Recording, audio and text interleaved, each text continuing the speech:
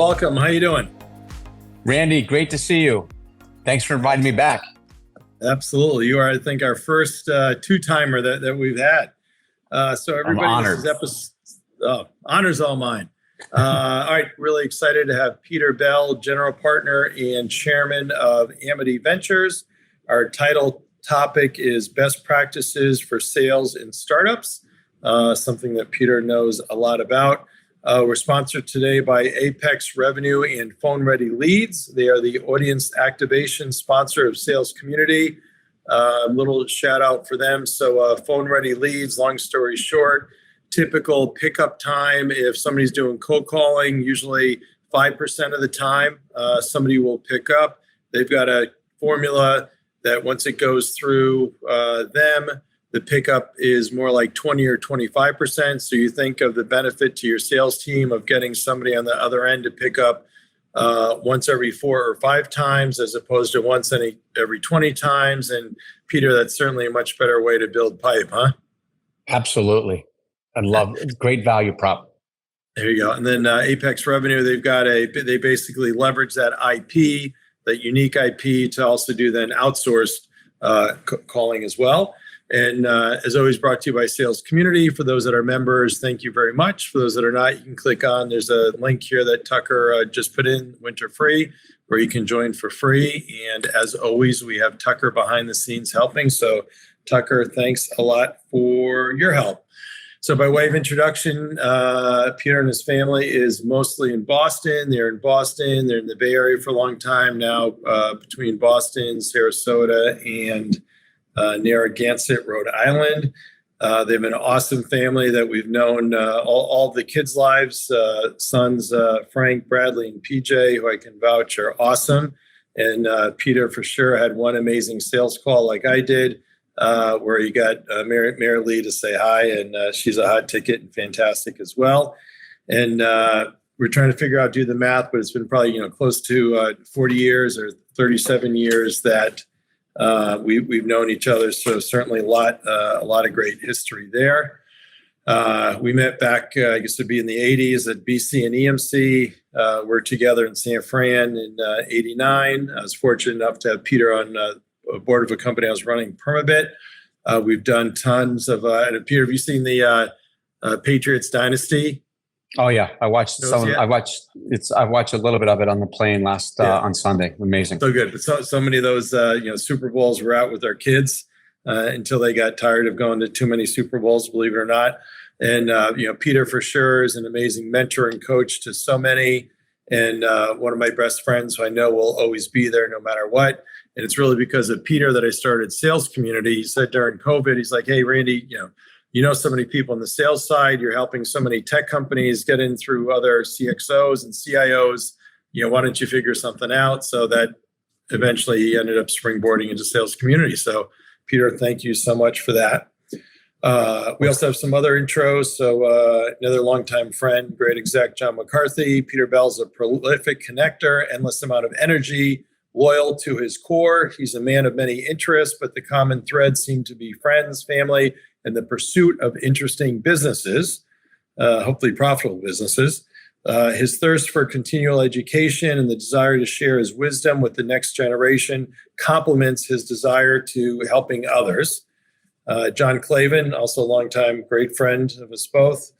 Peter is a relationship builder, especially when selling. He has the uncanny ability to make everyone feel like they're talking with someone they have known for a long time and will know for a long time. Peter is not afraid to show emotion when selling.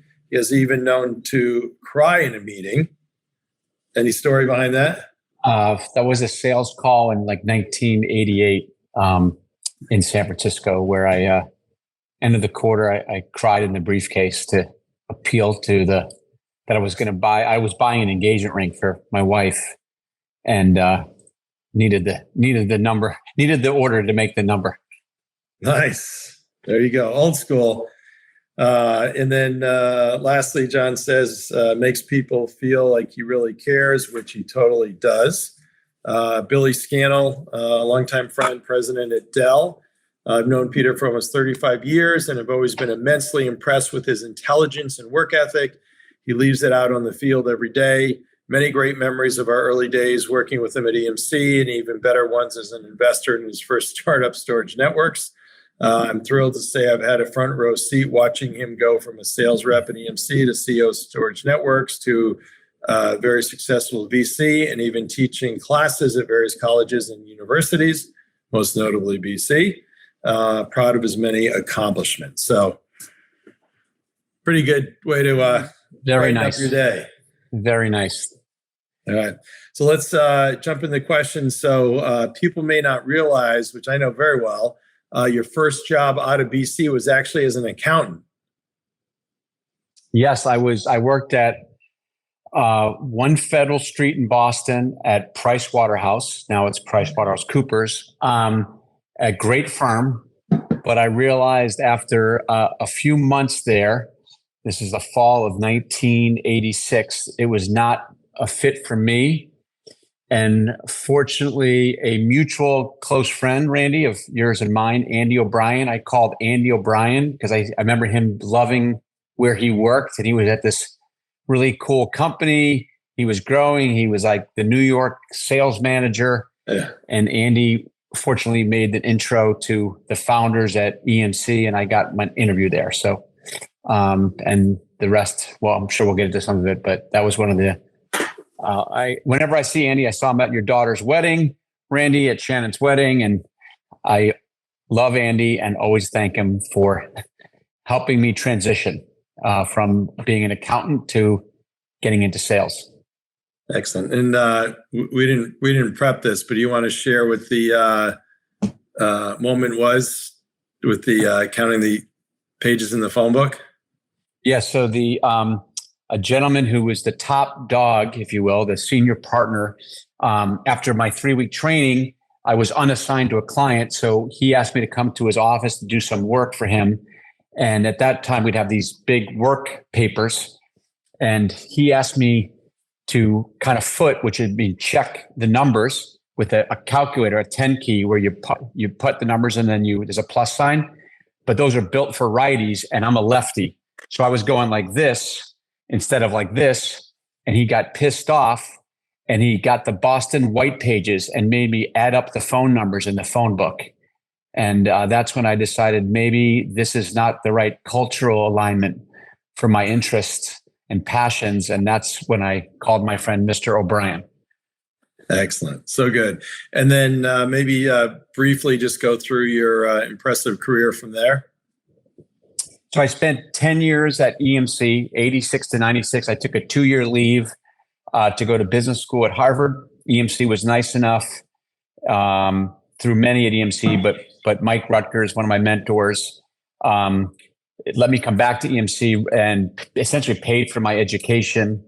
And then I remember you were still finishing up at Harvard, and then you were already started the job working. Yes. I was still finishing Harvard, and I was running the Chicago mid-range or PPG district or area, actually. Yeah. Area. Because I had the central, to Chicago, upper Midwest to Texas, and then the Southeast, Atlanta. And then I left EMC. I did a couple of startups. The early stage, it didn't really pan out. But at one of them, I met this guy, Bill Miller. We can come back to it, but we saw an opportunity for cloud computing. We called it utility computing. We started Storage Networks together, raised a bunch of venture money, and then took that public in 2000. And then after Storage Networks, I started teaching. I taught at Sloan and at Boston College, as Randy had mentioned, and started getting into angel investing on my own, and then ultimately joined a firm in Cambridge, Massachusetts called Highland Capital. And as we grew, I opened the office in Palo Alto and eventually became managing general partner of the firm.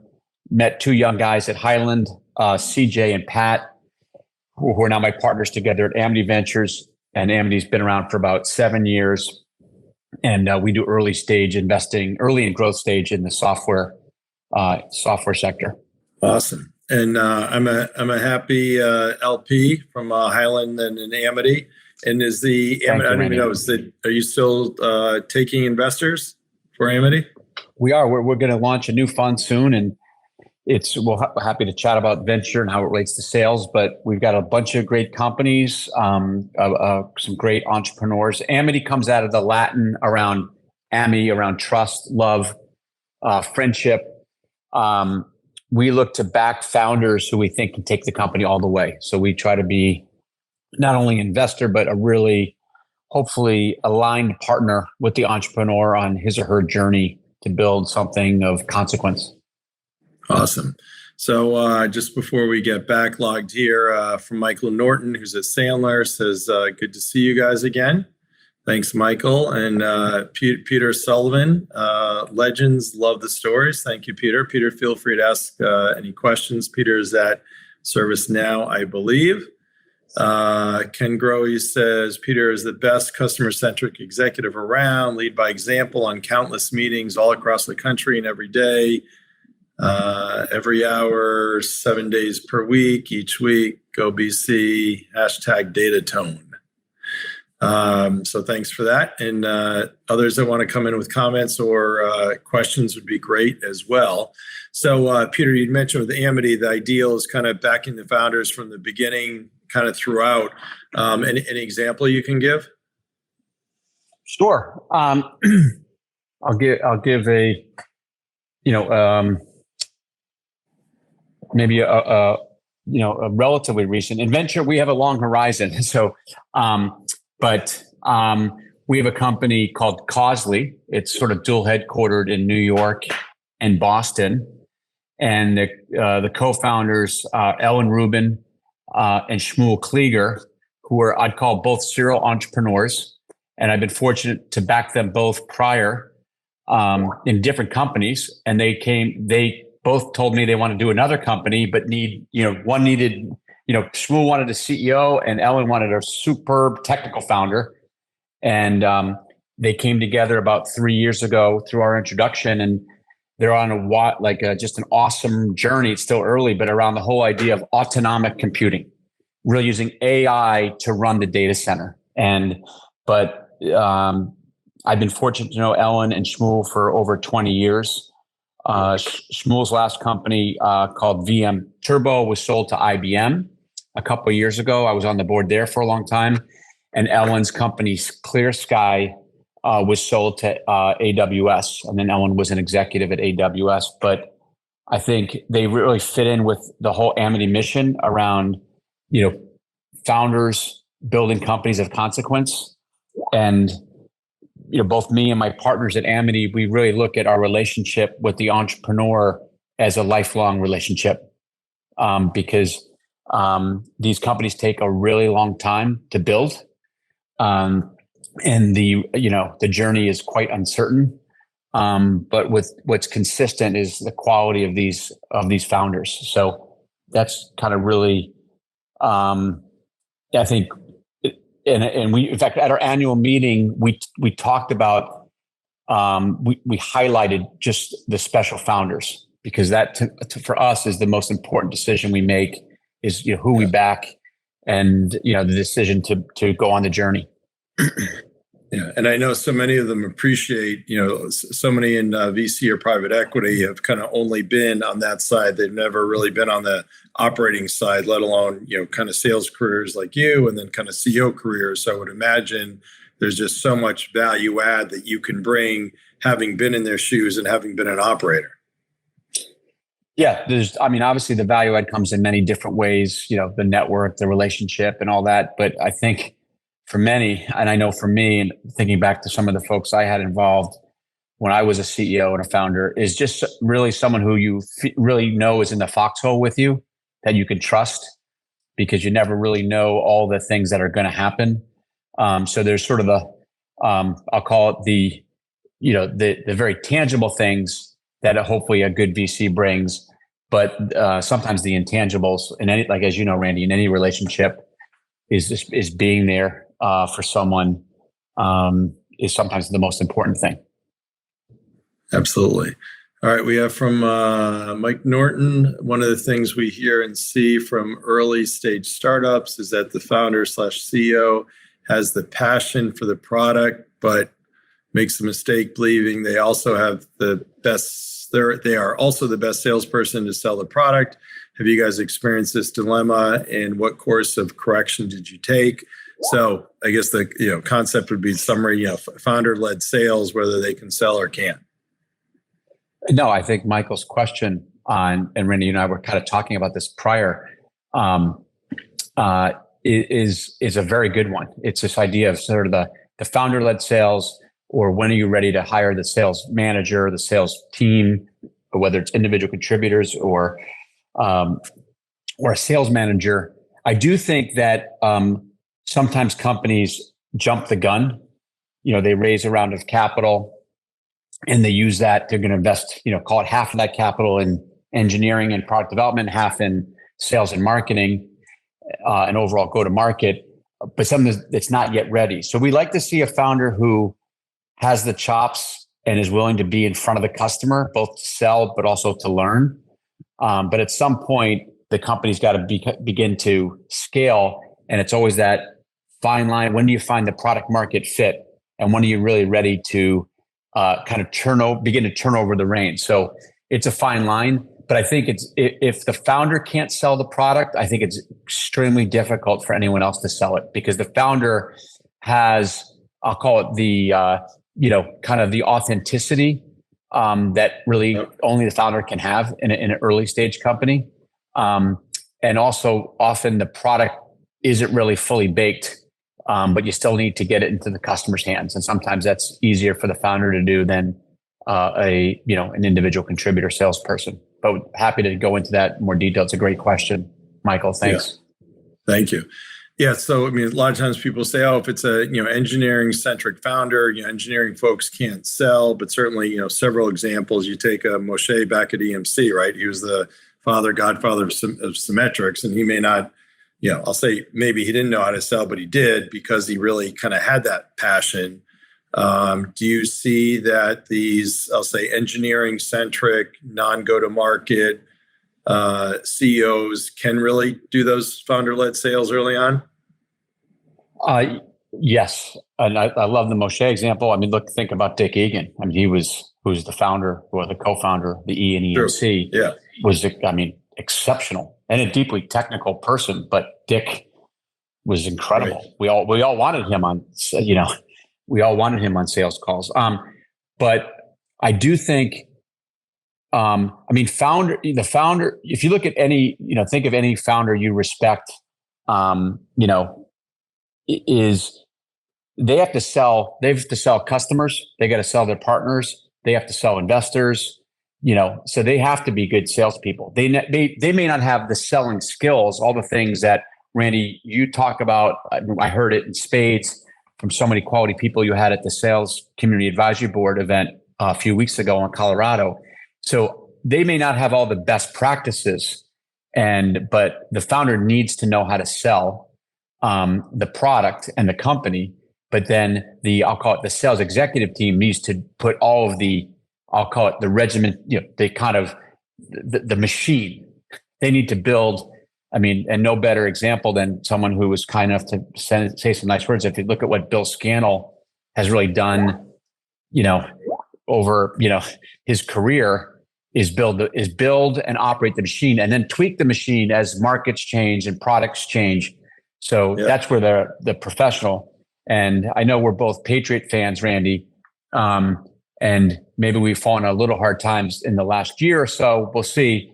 And we have a new regime with Coach Mayo. But I always think of Belichick. He built the machine, but you really needed Bob Kraft to sell the vision, if you will. And so I think of Bob Kraft as the founder, and Bill Belichick as the incredible operating executive. And I think that's the special relationship between the founder and I'll call it the VP of sales. It could be the CEO, whatever it might be. But that is getting that right. As we know, Randy, we had the signs at EMC. It's the product, stupid. We had that in the sales offices, and then in the engineering offices, we had it's the Salesforce, stupid. You really need both. Yeah, absolutely. And going on down from Belichick, right? So he has great direct reports who in effect are those first line managers. And then you've got the players who, in effect are the are the sales reps. So we have a question here from Henry. We have a ICP that has a trade show that is widely attended by executives. So we're hosting a booth and cocktail hour. Any thoughts on early stage startups attending their first conferences?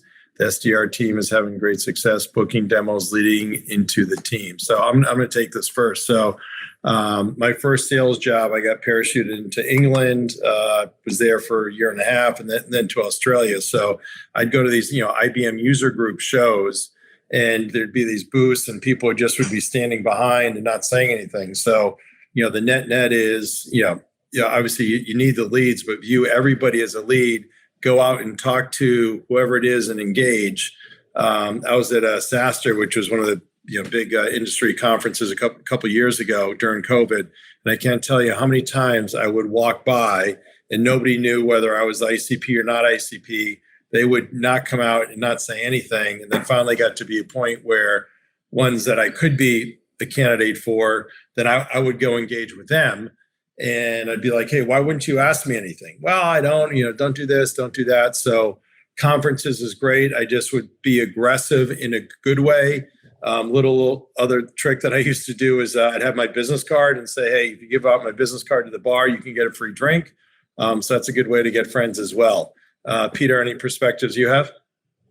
Well, no, I love your comments, and Henry, great question. No, I think trade shows are a great way, obviously to, in a very compressed period of time, to meet a lot of prospects, potential customers, partners, competitors.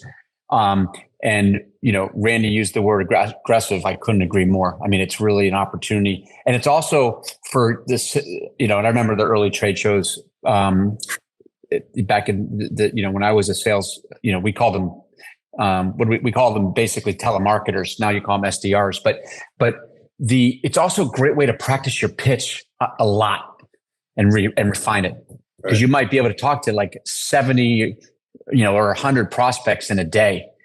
And then doing it face to face, you just get better and better at it. So it's a great opportunity for your sales team, Henry. Yeah. And whatever you can do to, now it's pretty easy. Get everybody's contact info. And it's not just getting the contact info, but if you've got, some way to qualify in 60 seconds to see if there's interest, that they're worthwhile, and schedule some follow-up there, I mean, that's worth its weight in gold. So, Henry, thanks so much. So Peter, we talked about kind of product market fit. So how do you think of product market fit when you're going to invest, which I would imagine would be pretty similar to if you're in sales and you want to go look at a company, thinking about product market fit? Yep. And we're typically investing because we're more often not in the first, kind of institutional round of capital. So maybe they've raised some angel, but we're in that you'd call maybe seed stage. So in most cases, it's before this product market fit. But hopefully between our round and the next round, that's critical that the company finds product market fit. And I'd say it's, especially in this current climate in the capital markets, very difficult to raise that larger Series A. Series A's now are around, $12 to $20 million. Very difficult to raise the Series A if you haven't found product market fit. So we spent a lot of time in the stage post our investment is getting to that product market fit. And that's where you really begin to have demonstrable, repeatable sales cycles. And that we can go into more detail, but that is finding product market fit is extremely difficult. And sometimes you don't actually know when you found it. Many companies feel that they found it before they've actually really found it. And that can be challenging both to the kind of overall company performance, but also to the scaling of the sales force. Yeah. And then certainly having customers is a great sign with product market fit. Right? Absolutely. Yeah. How heavy a lift that is. I always tell like salespeople is like, if they're interviewing at a startup, it's like, did you talk to the customer? You'd say whether you're an investor or you're, thinking about joining, did you talk to customers? How are they using the product? Is there consistency when you talk to multiple customers? Are the sales reps that are at the company, are they making their quota? Are they making commissions? Are they in love with the company? There maybe I might be dating, maybe we're dating ourselves, Randy, but I would say, to be a great sales rep, you have to drink the Kool-Aid of the company. You have to really believe in the product, the company, the people, et cetera, et cetera. And when you see that, usually the company's kind of found the product market fit. Yeah, that's great. Now, it may be a bad analogy, but it seems like today with so many people being remote and Zooms, it's hard to be in those bullpens, younger in career, and you're fired up and you're excited, totally drinking the Kool-Aid. But when you're kind of remote, it's kind of a hard thing to really get totally fired up about. Do you think? Yeah, no, I think it's a good question. I talk to, founders, CEOs, salespeople, engineers, a lot about this kind of the new work environment, whether it's remote, hybrid, in the office, et cetera. I would encourage, especially people earlier in their career, if they can find a company that's in the office or has some type of consistent like hybrid approach. You're in 3 days a week or 4 days a week. I think the quality of the learning, you're learning about your skills, learning about the business, learning about the culture, learning about the products, learning about the customers, sharing knowledge with other salespeople, all of those things, and then the mentorship that you get in the office. I think as you sort of go along your career, you have relationships, you maybe have the expertise, and you really know what you're doing. I think you can be very successful as a remote salesperson. But I'll be interested to see how this all plays out over the next 5 years, because now kind of, we're post-COVID, but there is a new work environment. It seems to be hybrid for most companies. I'll be interested to see how it plays out and how we begin to look at data to compare remote, hybrid, or in the office. I think we're going to find that the in the office or a consistent hybrid approach is going to be the ones that have much higher productivity. Yeah, absolutely. And that learning curve as well, right? I mean, just being osmosis, watching and seeing. Absolutely. And the problem is so many, these days, it's easier to be at home. Yeah, it's easier not have to commute or drive or fly or, just even the notion of, just going on sales calls, right? In the old days, it was, all about sales calls face to face. You build a relationship and, how much of that gets lost now. Absolutely. Plus, you want to have a great outcome, in terms of the business, making quota, delighting customers, but you also want to enjoy the journey. And it's just a lot, I don't know, it just seems like it's a lot more fun to be with people, be with your team, be with your customers, and when I say be with them, really be with them, experience, go to visit their company, go to dinner with them, whatever it is, take a walk with them, celebrate the wins, figure out the challenges. It's a lot more enjoyable to be together doing that. Yeah, absolutely, for sure. Joey had mentioned, who's Fund Ready Leads and Apex Revenue, that when he visited TalkDesk, that they were so happy with him, they actually gave him a gift. I mean, how awesome is that? I love that. So now what about as you start to scale, you talk about founder-led sales, but then kind of hiring a rep versus a leader? Yeah, that is a very good question and a very difficult one, because it has to be the right fit for a specific company. But I think what I often see is you hire the manager, the leader, and then he or she hires a team. But because, as I mentioned earlier, product market fit, the kind of goal line often moves. I think there is some benefit in the earlier stages to have that individual contributor reporting right into the founders, because you also want to have very low barriers to information exchange. And it's sort of like the telephone game when you're in kindergarten, you talk and the whole story changes. It's really important to hear from the customer directly or from the person right in front of the customer, i.e. the salesperson. So in some of my companies, in fact, we're hiring these, you might think of them as a sales engineer, but they're very much, high activity, but deep technical chops. And that does two things. It can help build some trust, more trust with the customer quickly because they have the technical chops, but also the kind of translation back to engineering, back to product management.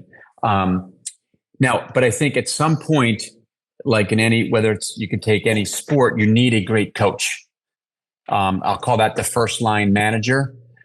So at some point, you need to have someone who really knows how to build an organization, and who really knows all the things you're going to begin to put in place around compensation plans, kind of the sales stack, sales measurement, quota assignment, things like that. Often the sales manager in a earlier stage company may have a lot of say in terms of pricing strategies and things like that, because you may not have a big marketing department, and it may be a new sector where there's not, comps to build your pricing model. So there's a lot that sales manager, a lot of responsibilities, but a lot that they can bring to the table. Absolutely. And great question here from Emmett. Had a question regarding what factors led to Peter's decision to join EMC over other companies when making the jump to sales. Also, what would you consider the advantages or disadvantages of entering the sales industry in a startup? I'll take it first. So when I did it, I was originally looking at some of the big companies. At the time would be like Xerox, NCR, IBM. EMC had actually hired Andy and some other friends, and I had sold t-shirts and hats and things during college, and they all went there. And I think at the time at EMC, you could make maybe like 24,000 the first year, and everything else was 18,000. So I'm like, all right, cool. If I can go make more money, that's great. But in hindsight, I would say, obviously, very lucky move. But one of the advantages for sure is the startup is that you get to see all the different functional areas. So we knew engineering, we knew finance, we knew operations. You kind of, engineering, kind of everything and everybody, which is really a great way to get a perspective on just how businesses work. And the great thing, Emmett, for your generation is these days you can really go somewhere for a year. For whatever reason, if you don't like it, you can go somewhere else. With us, we had to go somewhere for 5 years. If you changed jobs, something was wrong with you. Peter? Yep. Great question, Emmett. I'd say on the first part of your question, what decisions was, one, I as I mentioned earlier, I really did not like where I was.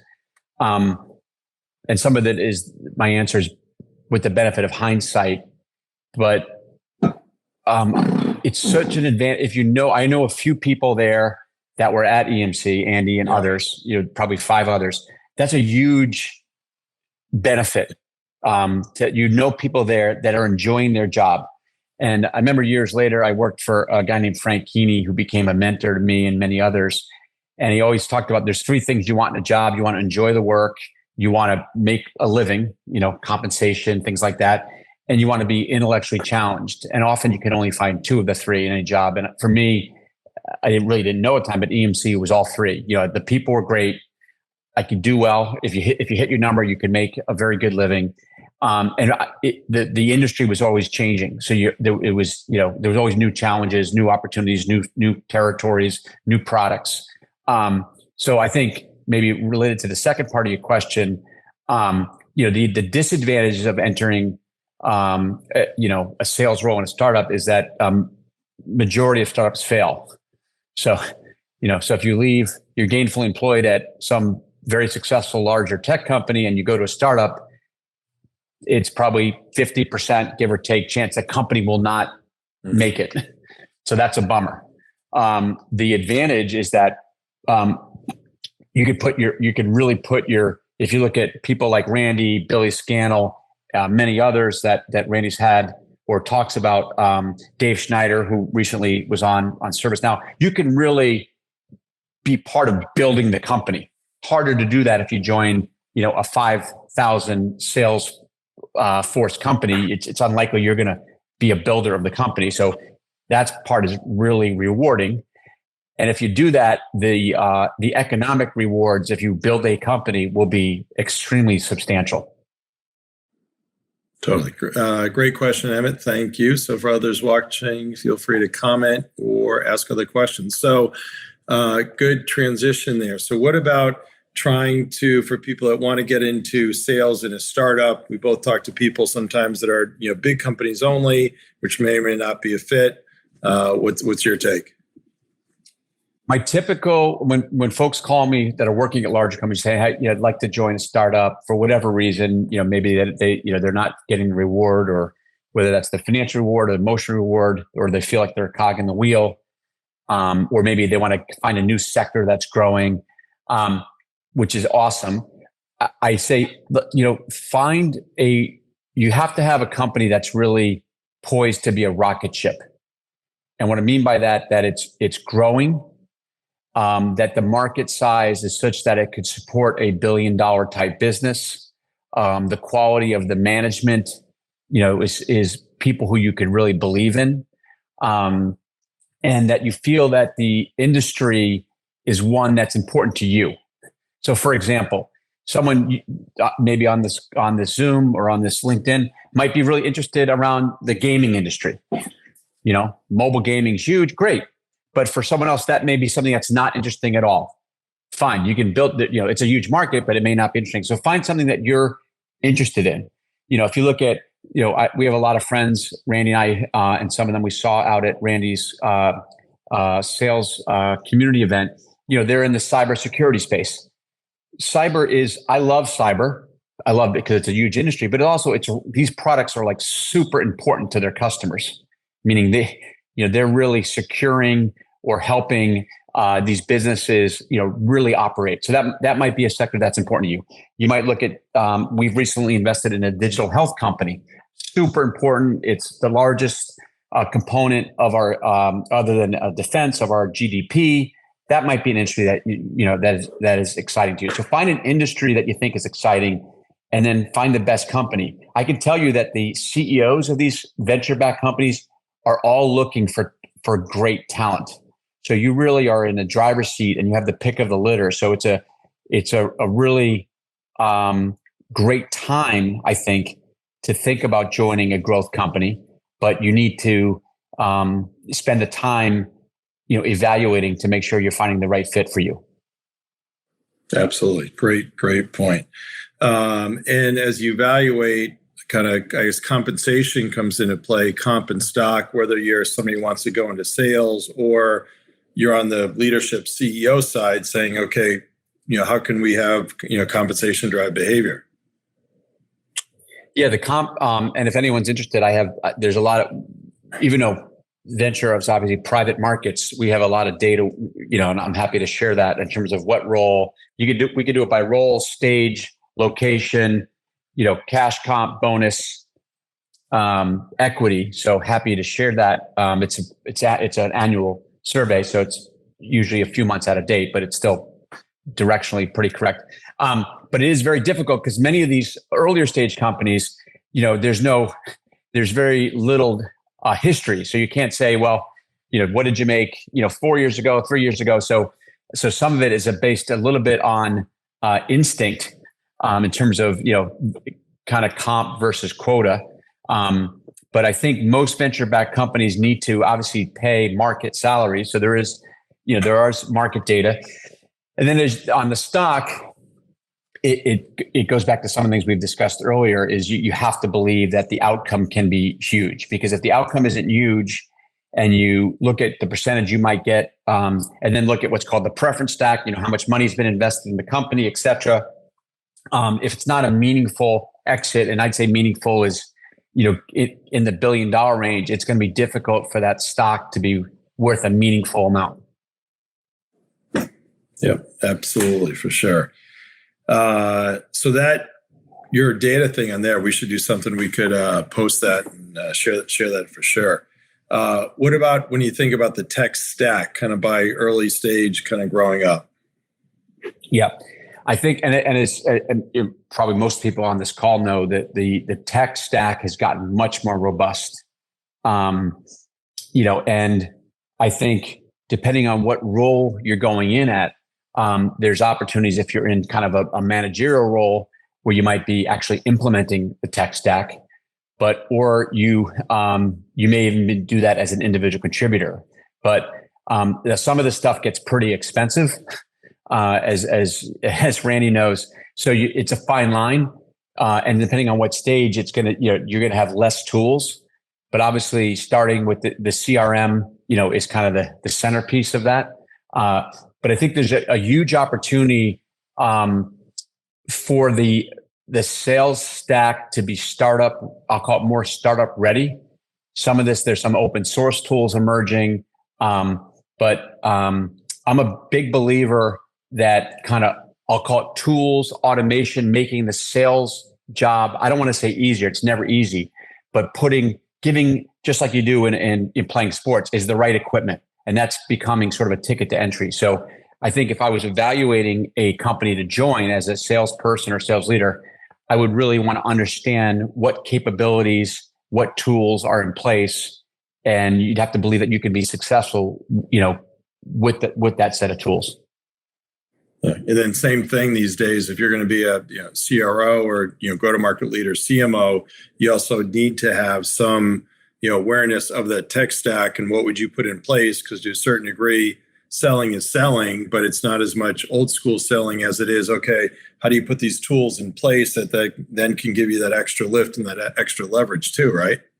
Yeah, I love the extra lift is right, because you want to spend as much time as you can, in front of the customer. And what that could be in a sales call face to face, it could be on a Zoom, it could be in an email or texting, but you want to be engaging with the customer. So anything that gives you more time to engage with the customer more deeply, or increase your reach with more customers, all those things, and then gives you the capabilities to follow up, in the right way, is really, really important. Awesome. So Henry and Emmett and others that have asked questions, thanks. If there's others on, feel free to follow on with any questions as well. So what about integration with marketing and the importance there? Super important. It's like the, one of my favorite movies, Glengarry Glen Ross, it's about the leads. So getting, that's what the sales rep want. That's quality leads. So, and that, to me, that's marketing's, foremost job, is to get super high quality leads to the sales team. If I look at many of the companies I've been involved with, that it takes a long time to build. That's as much as the product, kind of product market fit, is, I'll call it the marketing sales fit. And so that would be if I was doing due diligence as a, investor or as a potential salesperson, sales manager, I'd want to talk to salespeople and say, how many high quality leads are you getting a day, a week, a month? How many deals do you need to do to make quota? Because my guess is, it's probably 1 in 30, maybe 1 in 30, depending on the company, leads translate to a customer, say that quarter or that month or whatever the measurement period you're operating in. So understanding that and going in with your eyes open to that relationship between marketing and sales is very important. Yeah, absolutely. So I just grabbed, I was just thinking about, so my book that you were kind enough to contribute to, Tucker posted the link up there. So you had 3 great write-ups. First one was hiring practices for the salesperson for earlier stage companies. So that's pretty relevant. So what would be some other hiring tips that you have not mentioned? Well, I think in hiring, and it'd be interesting to, maybe someone could ask ChatGPT, I don't know, like, what the success rate in hiring hiring salespeople in startups. I got to believe it's sub 50%. And what I mean by that is that person, within a reasonable period of time, whatever your ramp period, let's say it's 6 months, a year, that person's up to speed and stays with the company. But I think founders or executives are not spending the appropriate amount of time often the lens is not clear on what they're looking for. And I'll call it then the early, I think we called it at EMC, Randy, a fast start program. So I'll call it the funnel of talent, of sales talent, sales management talent, the decision making, and then the ramp approach. Need a lot of work, and there's big opportunities there. So, I would encourage those of you who work in startups as salespeople or sales manager hiring and I'm happy to chat in one-off about this, but spend a lot more time on thinking through that hiring and ramping. And then if you are looking at joining a company, I would spend some time asking those questions. What are the qualities you're looking for in a salesperson? What are other, I think one of the things we had right at EMC, we had a lot of things right, Randy, but the early sales team, let's call it the first 100, like amazing. I know we had some, not everyone worked out, but tribute to Dick and Roger and a few others, but the quality of the hiring and the quality of the training was just unbelievable. Starting with what is a computer? Yeah, exactly. Yeah, classic. But also too, a lot of it was, friends of friends, right? So if Andy Clavin's there and he refers me, Andy O'Brien's there, he refers you, that's really what it's all about. And today, how much hiring happens where there's no reference checking, or the reference checking is just a check, which is a huge mistake. Huge mistake. Yeah. You've got another submission here, sell yourself, sell your company, and then sell your product. Yeah, you have to, think about any of the interactions you have with, whether it's a product, you're looking for your company or you're going into a store or whatever, but you first, you've got to sell yourself, and that happens, that has to happen quickly. That kind of bond, the trust, the excitement, the energy has to happen. And it happened to me last night. My wife and I went out with my sister-in-law and brother. We went to this nice little Greek restaurant in Longboat Key area, Sarasota. And it was this waiter, Theo, he came, it was a packed restaurant, but he came to our table and the energy, immediately, this guy is just phenomenal. And I think that has to be the same experience you have in a sales situation. Then you have to sell your company. Why? Because your customers are putting their trust in you and the organization behind the product. So, that goes back to the Kool-Aid. So you got to really believe in the company and sell why it's a great company, or why the folks around you, the team, whether that's a 4-person startup or Bill Scannell running thousands of people at Dell, but you've got a whole organization to support the customer, and then the product. And I would say, I think the best salespeople today, SDRs, sales, account exec, sales managers, have got to be awesome at product knowledge, more awesome than ever. So I think customers are really knowledgeable. So you've really got to be able to do a demo. You've really got to understand how it fits into the customer environment. These, kind of stacks that the customer is responsible for, the tech stack is daunting. So you really got to understand how it's going to fit, for your customer. So sell yourself, sell your company, and sell your product, and be the best at knowing your product.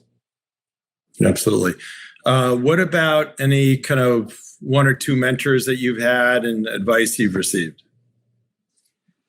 Well, I've had many mentors. When I think back, Frank Keeney, who passed away a number of years ago, and many of us know him. He was, I'll call it the first, at least in my mind, the first real sales, experienced sales exec.